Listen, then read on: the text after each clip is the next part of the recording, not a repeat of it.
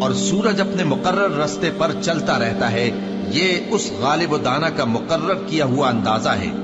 اور چاند کی بھی ہم نے منزلیں مقرر کر دی، یہاں تک کہ گھٹتے گھٹتے کھجور کی پرانی شاخ کی طرح ہو جاتا ہے۔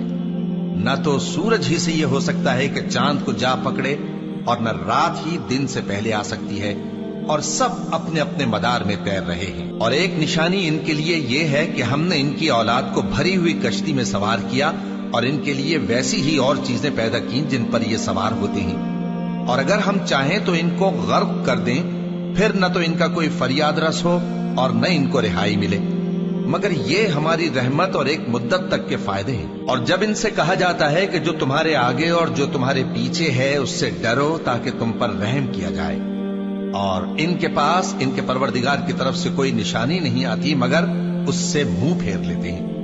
اور جب ان سے کہا جاتا ہے کہ جو رزق اللہ نے تم کو دیا ہے اس میں سے خرچ کرو، تو کافر مومنوں کے متعلق کہتے ہیں کہ بھلا ہم ان لوگوں کو کھانا کھلائیں جن کو اگر اللہ چاہتا تو خود کھلا دیتا، تم تو کھلی گمراہی میں ہو۔ اور کہتے ہیں اگر تم سچ کہتے ہو تو بتاؤ یہ وعدہ کب پورا ہوگا؟